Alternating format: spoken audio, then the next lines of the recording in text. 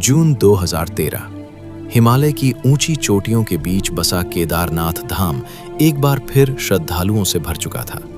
मंदिर के आसपास की छोटी छोटी गलियां लोगों की आवाजों से भरी हुई थीं।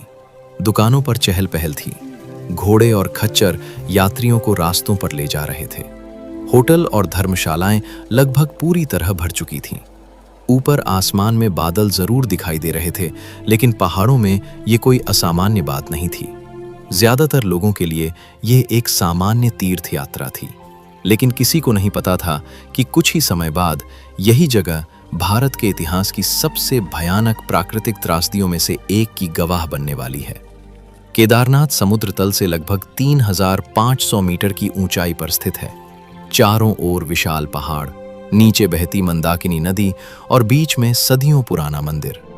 हिमालय दुनिया की सबसे युवा पर्वत श्रृंखलाओं में से एक है। यहाँ की चट्टानें अभी भी लगातार बदल रही हैं। भूस्खलन और अचानक मौसम बदलना यहाँ कोई नई बात नहीं है, लेकिन जून 2013 में जो होने वाला था वो सामान्य नहीं था। उस साल मॉनसून ने अपने तय समय से पहले उत्तर भारत की ओर बढ़ना शुरू कर दिया था। मौसम वैज्ञानिक लगातार बदलते हालात पर नजर रख रहे थे। बंगाल की खाड़ी और अरब सागर से आने वाली नमी हिमालय की ओर बढ़ रही थी। पहाड़ों के ऊपर भारी मात्रा में बादल जमा होने लगे थे। 14 जून तक उत्तराखंड के कई हिस्सों में बारिश सामान्य से कहीं ज्यादा दर्ज की जा चुकी थी, लेकिन तीर्थ यात्रा जारी थी। लोग लगातार केदारनाथ पहुंच रहे थे। मंदिर में दर्शन हो रहे थे। हालांकि स्थानीय लोगों ने बदलाव महसूस करना शुरू कर दिया था। जो लोग वर्षों से इन पहाड़ों में रह रहे थे, उन्हें बारिश का अंदाज कुछ अलग ही लग रहा था। मंदाकिनी नदी का व्यवहार बदलने लगा था। पानी पहले से ज्यादा तेज बह रहा था। नदियों और झरनों की आवाज पहले से कहीं ज्यादा सुनाई देने लगी थी, लेकिन अभी तक किसी ने इसे आने वाली तबाही का संकेत नहीं माना। 15 जून तक बारिश और तेज हो गई। पहाड़ों की ढलानों से छोटे छोटे पत्थर गिरने लगे। कई जगहों पर मिट्टी खिसकने की घटनाएं सामने आने लगी। कुछ रास्ते बाधित हो गए। फिर भी यात्रा पूरी तरह नहीं रुकी। हजारों श्रद्धालु अभी भी ऊपर की ओर बढ़ रहे थे। उन्हें क्या पता था कि अगले दिन की सुबह उनकी जिंदगी की सबसे कठिन सुबह बनने वाली है। 16 जून की सुबह बारिश अभी भी जारी थी। कई जगह बादल इतने नीचे आ चुके थे कि दूर के पहाड़ दिखाई ही नहीं दे रहे थे। ठंडी हवाएं चल रही थीं। आसमान लगभग पूरी तरह धूसर हो चुका था। मौसम लगातार खराब होता जा रहा था। मंदाकिनी नदी का जल स्तर बढ़ रहा था। उसका बहाव पहले से और ज्यादा आक्रामक दिखाई दे रहा था, लेकिन केदारनाथ में मौजूद ज्यादातर लोग अपने धार्मिक कार्यक्रमों में व्यस्त थे। ऊपर से सभी की जिंदगी सामान्य दिख रही थी, लेकिन पहाड़ों के ऊपरी हिस्सों में हालात तेजी से बदल रहे थे। केदारनाथ मंदिर के पीछे ऊंचाई पर एक हिमनदीय झील मौजूद थी। इसे चोराबाड़ी ताल या गांधी सरोवर कहा जाता है। लगातार बारिश और तेजी से पिघलती बर्फ के कारण इस झील में पानी का स्तर बढ़ता जा रहा था। नीचे मौजूद लोगों को इसका अंदाजा नहीं था। वे उस खतरे को देख ही नहीं पा रहे थे जो पहाड़ों के पीछे छिपा हुआ था। घंटे गुजरते गए। बारिश रुकने की बजाय और तेज होती गई। अब कई लोगों को चिंता होने लगी थी। कुछ होटल और धर्मशालाओं में ही रुक गए।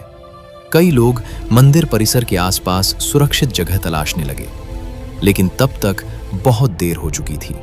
प्रकृति धीरे धीरे अपनी शक्ति इकट्ठा कर रही थी। मौसम हर घंटे के साथ अधिक खतरनाक बनता जा रहा था। 16 जून की शाम आते आते हालात और भी ज्यादा गंभीर हो गए। ऐसा लग रहा था मानो आसमान लगातार पानी उड़ेल रहा हो। चारों तरफ पानी की आवाज शोर मचा रही थी और पहाड़ों से आने वाली अजीब सी गूंज पूरा वातावरण बेचैन करने लगी थी। फिर भी ज्यादातर लोग उम्मीद कर रहे थे कि सुबह तक मौसम साफ हो जाएगा, लेकिन पहाड़ों के ऊपर एक ऐसी घटना तैयार हो रही थी जो अगले कुछ घंटों में हजारों जिंदगियों को निगल जाने वाली थी। उस रात केदारनाथ में मौजूद लोगों को शायद अंदाजा भी नहीं था कि वे इतिहास के एक ऐसे अध्याय के बीच खड़े हैं जिसे पूरा देश कभी नहीं भूल पाएगा। जैसे जैसे समय आगे बढ़ रहा था, वैसे वैसे पूरे इलाके में बेचैनी बढ़ने लगी। करीब 8 बजे के बाद कई जगह बिजली की समस्या शुरू हो गई।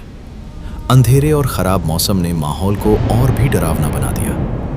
रात लगभग 10 बजे के बाद आसपास के इलाकों से भूस्खलन की खबरें आने लगीं। कुछ रास्ते बंद हो चुके थे। कई यात्री जो नीचे लौटना चाहते थे अब वहीं फंसकर रह गए। धीरे धीरे लोगों को एहसास होने लगा कि वे सामान्य परिस्थिति में नहीं हैं। फिर भी किसी ने उस स्तर की तबाही की कल्पना नहीं की थी जो कुछ घंटों बाद सामने आने वाली थी। आधी रात के बाद हालात और बदलने लगे। कई लोगों को सोने में परेशानी हो रही थी।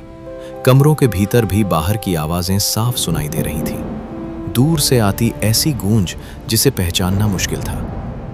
मंदिर के आसपास मौजूद कुछ स्थानीय लोग पूरी रात जाग रहे थे। वर्षों से पहाड़ों में रहने वाले इन लोगों को महसूस हो रहा था कि ये कोई सामान्य रात नहीं है। समय धीरे धीरे सुबह की ओर बढ़ रहा था।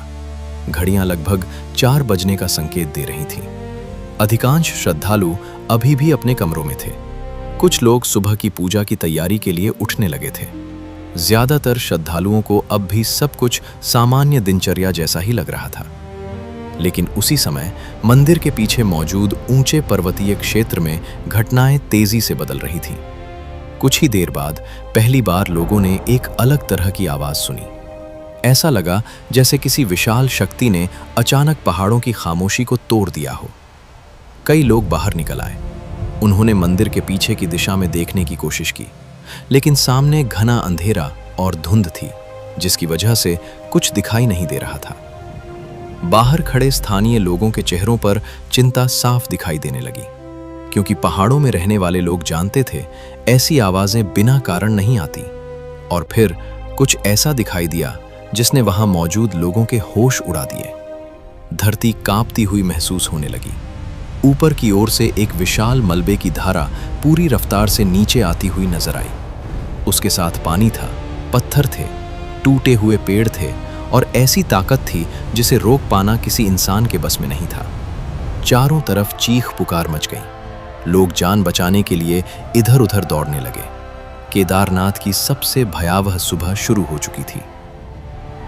जैसे ही वो विशाल मलबे की धारा केदारनाथ में पहुंची, लोगों को संभलने का मौका तक नहीं मिला। कई लोग उसकी चपेट में आ गए। कई लोग अचानक मलबे के नीचे दब गए और कुछ ही क्षणों में पूरा इलाका अराजकता में बदल गया। इमारतें ढहने लगीं। लोग अलग अलग दिशाओं में भाग रहे थे। किसी को नहीं पता था कि सुरक्षित जगह कहाँ है। जो रास्ते कुछ मिनट पहले तक मौजूद थे, अब वहां पानी, पत्थर और मलबा तेजी से बह रहा था। कई लोग अपनी जान बचाने के लिए भागने की कोशिश कर रहे थे, लेकिन पहाड़ों से उतरती उस विनाशकारी ताकत की रफ्तार इंसानों से कहीं ज्यादा थी। उस समय कोई भी ये नहीं जानता था कि अगले कुछ मिनटों में क्या होने वाला है। मलबे के साथ बहकर आ रही चीजें सिर्फ मिट्टी और पानी नहीं थी। उसमें पेड़ थे, चट्टानें थीं, टूटे हुए ढांचे थे और वो सब कुछ था जिसे रास्ते में आने पर उसने अपने साथ खींच लिया था। जिस बाजार में कल तक आवाजें गूंज रही थीं, वो अब संघर्ष का मैदान बन चुका था। उस समय चारों तरफ सिर्फ चीखें सुनाई दे रही थीं। लोग मदद के लिए पुकार रहे थे। कोई अपने बच्चे का नाम चिल्ला रहा था, कोई अपने माता पिता को खोज रहा था। लेकिन उस शोर में किसी की आवाज किसी तक नहीं पहुंच रही थी। हर कोई किसी न किसी को बचाने की कोशिश कर रहा था, लेकिन प्रकृति की ताकत इंसानी ताकत से कहीं बड़ी साबित हो रही थी। कुछ ही देर बाद एक और भयंकर गर्जना सुनाई दी। इस बार आवाज पहले से भी ज्यादा भारी थी। जो लोग पहली धारा से बच गए थे, उन्होंने ऊपर देखा और जो दृश्य दिखाई दिया उसे देखकर कई लोगों के कदम वहीं जम गए। ऊपर से आता हुआ मलबा अब पहले से कहीं ज्यादा विशाल था। ऐसा लग रहा था जैसे पहाड़ का एक हिस्सा ही टूटकर नीचे आ रहा हो। उस धारा की चौड़ाई इतनी ज्यादा थी कि उसके सामने इंसान कुछ भी नहीं था। अब जो कुछ उसके रास्ते में था वो बच नहीं सकता था। कुछ ही क्षणों में कई इमारतें धराशायी हो गईं, दीवारें टूटकर बह गईं, छतें उखड़ गईं। लकड़ी और पत्थर के बने ढांचे ऐसे बिखर रहे थे जैसे उनका कभी अस्तित्व ही न रहा हो। लोग चीख रहे थे, मदद के लिए पुकार रहे थे, लेकिन उस गर्जना के बीच लोगों की आवाजें दब गई थीं। उस समय ऐसा लग रहा था जैसे पूरी धरती हिल रही हो। चारों तरफ सिर्फ विनाश दिखाई दे रहा था। फिर एक ऐसा क्षण आया जो इस पूरी त्रासदी का सबसे चर्चित हिस्सा बन गया। ऊपर से बहकर आती एक विशाल चट्टान मंदिर के पीछे आकर रुक गई। उसका आकार इतना बड़ा था कि उसने बहते हुए मलबे की दिशा बदल दी। मलबा दोनों तरफ फैल गया और सदियों पुराना केदारनाथ मंदिर उस भीषण प्रहार के बीच भी खड़ा रह गया। लेकिन मंदिर का बच जाना इस बात का मतलब नहीं था कि सब सुरक्षित थे, क्योंकि उसके चारों ओर फैला लगभग पूरा क्षेत्र तबाह हो चुका था। जब मलबे का बहाव धीरे धीरे कम होने लगा, तब लोगों ने पहली बार अपने आसपास देखने की कोशिश की, और जो उन्होंने देखा उस पर विश्वास करना आसान नहीं था। जहां होटल थे वहां अब सिर्फ टूटे हुए पत्थर पड़े थे। जहां दुकानें थीं वहां अब मलबे का ढेर बन चुका था। जहां कुछ घंटे पहले सैकड़ों लोग मौजूद थे वहां अब सन्नाटा था। सबसे कठिन क्षण उन लोगों के लिए था जो अपने परिवार से बिछड़ चुके थे। लोग मलबे के बीच अपने प्रियजनों को खोज रहे थे। वे नाम पुकार रहे थे, आवाजें लगा रहे थे, लेकिन हर गुजरते मिनट के साथ उम्मीद कम होती जा रही थी। कुछ लोगों ने अपने हाथों से पत्थर हटाने शुरू कर दिए। उन्हें उम्मीद थी कि शायद नीचे कोई जीवित मिल जाए। समय बीतता गया, लेकिन हर गुजरते मिनट के साथ उम्मीद और चिंता दोनों बढ़ती जा रही थी। दोपहर तक तबाही की असली तस्वीर सामने आने लगी। पूरा इलाका पहचान से बाहर हो चुका था। कई स्थान ऐसे थे जिन्हें देखकर यकीन ही नहीं हो रहा था कि यहां कभी एक जीवंत कस्बा हुआ करता था। लेकिन सबसे कठिन समय अभी बाकी था, क्योंकि जीवित बचे हजारों लोग अब दुनिया से कट चुके थे। न उन्हें पता था कि नीचे क्या स्थिति है, न नीचे मौजूद लोगों को पता था कि ऊपर क्या हुआ है। केदारनाथ अब एक अलग थलग पड़ा हुआ क्षेत्र बन चुका था, और वहां मौजूद हर व्यक्ति सिर्फ एक चीज का इंतजार कर रहा था, मदद का। उनके पास न खाना था, न पर्याप्त गर्म कपड़े, न इलाज, न बाहर की दुनिया से कोई संपर्क। चारों तरफ पहाड़ थे और बीच में फंसे हुए हजारों लोग। कुछ लोग मंदिर परिसर के आसपास इकट्ठा होने लगे, कुछ सुरक्षित जगह तलाशने लगे, कुछ घायल लोगों की मदद में जुट गए। लेकिन हर किसी की नजर बार बार आसमान की तरफ उठ रही थी। उन्हें उम्मीद थी कि कोई आएगा, कोई उनकी खबर लेगा, कोई उन्हें यहां से निकालेगा। लेकिन उस समय किसी को नहीं पता था कि नीचे की दुनिया तक इस त्रासदी की पूरी खबर पहुंचने में भी समय लगने वाला है। केदारनाथ अब सिर्फ एक तीर्थ स्थल नहीं रहा था, वो एक आपदा क्षेत्र बन चुका था, और वहां मौजूद हर व्यक्ति एक ऐसे संघर्ष की शुरुआत करने वाला था जो आने वाले कई दिनों तक चलने वाला था। 17 जून 2013 तबाही का सबसे भयानक दौर गुजर चुका था, लेकिन केदारनाथ में फंसे लोगों के लिए असली परीक्षा अब शुरू हुई थी। जहां तक भी नजर जाती वहां विनाश ही दिखाई दे रहा था। टूटे हुए भवन, बिखरे हुए सामान, पत्थरों और कीचड़ से भरी जमीन, और उन सब के बीच हजारों लोग जो अभी भी समझने की कोशिश कर रहे थे कि उनके साथ आखिर हुआ क्या है। कई लोग पूरी रात और पूरा दिन अपने परिवार वालों को खोजते रहे। कुछ लोगों को अपने प्रियजन मिल गए, लेकिन बहुत से लोग ऐसे भी थे जिनकी पुकार का कोई जवाब नहीं मिला। समय बीत रहा था, मौसम अभी भी पूरी तरह साफ नहीं हुआ था, और सबसे बड़ी समस्या ये थी कि केदारनाथ अब लगभग दुनिया से कट चुका था। नीचे जाने वाले रास्ते लगभग खत्म हो चुके थे, पुल बह चुके थे, संचार व्यवस्था बुरी तरह प्रभावित हो चुकी थी। जो लोग ऊपर फंसे थे उन्हें नहीं पता था कि मदद कब पहुंचेगी, और नीचे मौजूद लोगों को नहीं पता था कि ऊपर हालात कितने भयावह हैं। धीरे धीरे इस आपदा की खबर देश के बाकी हिस्सों तक पहुंचने लगी।